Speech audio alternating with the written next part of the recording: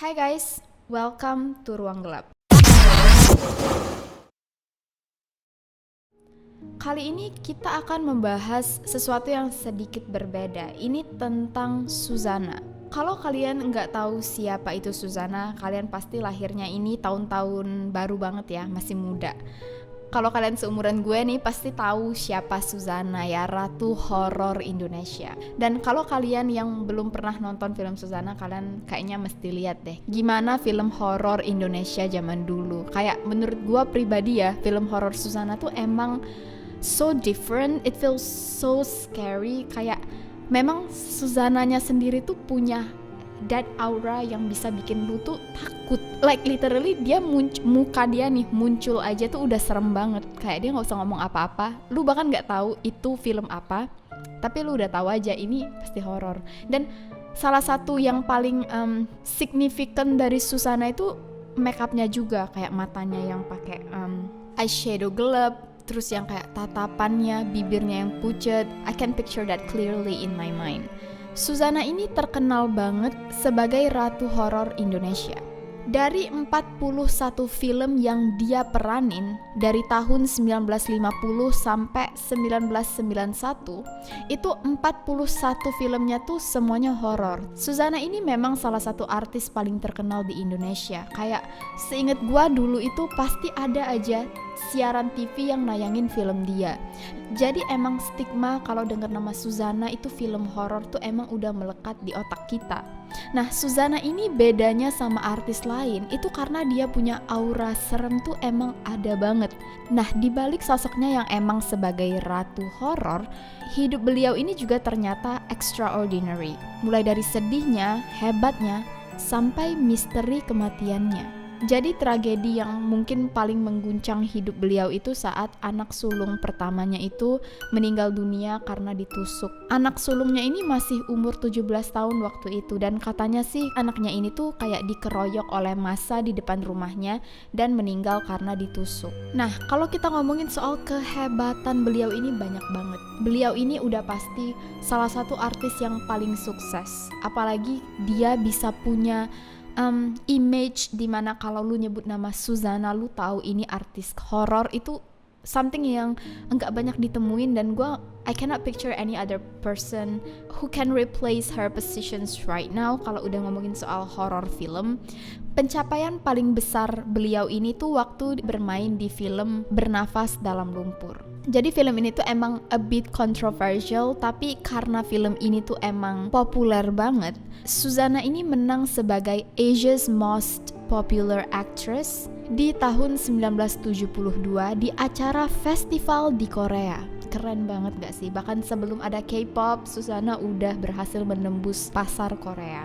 Kepribadian sehari-hari Suzanna ini juga super aneh dan menarik. Jadi menurut suaminya waktu itu, Cliff Sangra, Suzanna ini tiap hari pasti makan bunga melati.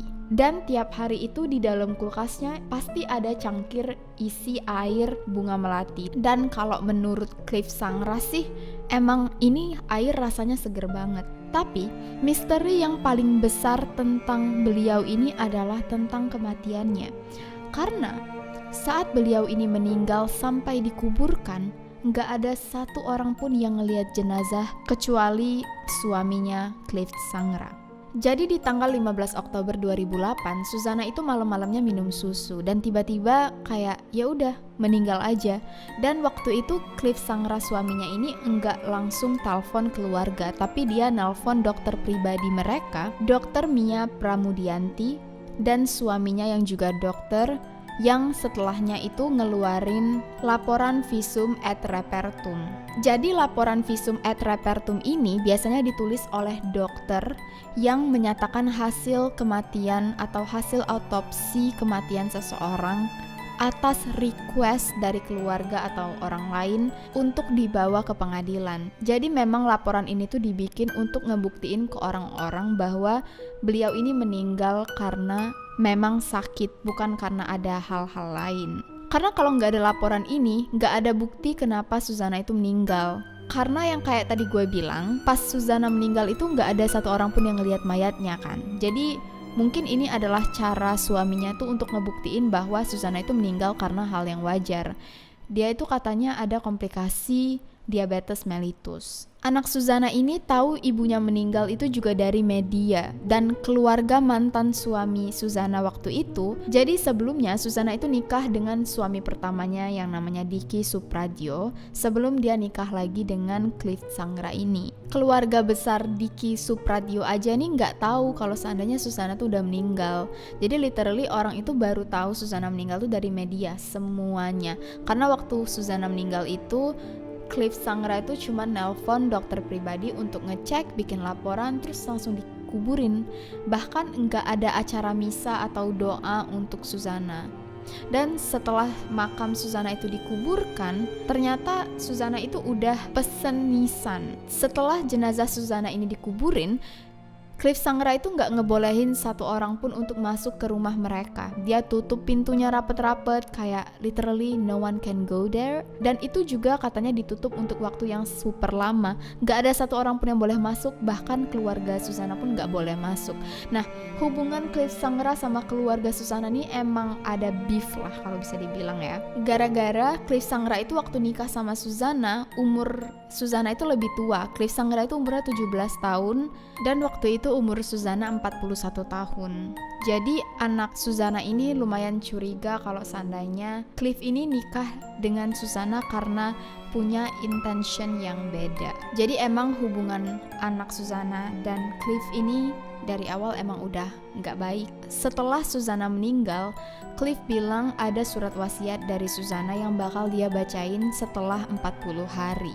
Tapi sampai sekarang keberadaan surat ini dan apa isinya tuh nggak kita ketahui, apakah emang pernah diumumkan atau ya nggak tahu aja kabarnya kayak gimana. Nah, ada juga rumor aneh tentang kenapa sih kuburan Susanna itu nggak ada tanggal kematiannya. Awalnya orang-orang ngira nggak ditulisnya tanggal kematian Susanna itu sesuatu yang emang disengaja karena mungkin ada sesuatu.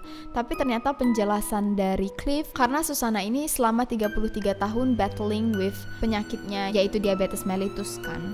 Jadi dia tuh emang udah mempersiapkan makamnya ini, desainnya mau kayak gimana.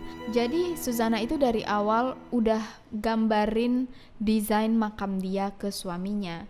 Dia mau keramiknya warna coklat, terus pakai batu-batu kali. Jadi emang udah dipesen lama nisannya. Sampai namanya juga udah digrafir. Nah, pas Susananya beneran meninggal, nisannya terus dipasang, suami Susanna nih nelpon lah tukang grafirnya minta bikinin tanggal kematian dia. Tapi ternyata ya namanya juga di kuburan ya, nggak ada colokan listrik. Jadinya ya udah, masa iya dicabut lagi kan nisannya. Maka dari itu sampai sekarang nisannya nggak ada tulisan tanggal kematian. Gue pribadi sih ngefans sama beliau karena you will never find another person like her. Dan teman-teman gue tuh juga, I think tiap kali tuh ya kalau lewat gerobak sate pasti tuh ada salah satu teman gue kalau dia nonton nih, ya kayak bercandain si mas-masnya, bang sate bang 100 tusuk bang. Tapi despite all the mysteries surrounding her life, menurut gue beliau ini adalah sosok yang emang patut untuk menjadi legenda segi acting dan juga cara dia yang berbeda. She really got something in her. Gue yakin kalian juga pasti ngefans dan suka banget kan kalau udah film horor tuh Susanna yang mainin. Nah, segitu dulu ya cerita kita soal Susanna hari ini. Memang konsep kali ini tuh agak-agak beda dengan sebelumnya ya, lebih friendly, lebih happy. Gak ada hubungannya sama mood gue ya, by the way. I hope you guys enjoy dengan pembicaraan kita kali ini. Dan jangan lupa kalau kalian terhibur dan suka dengan informasi-informasi dari Ruang Gelap, klik subscribe, like, share, dan juga komen. Your support means a lot to me.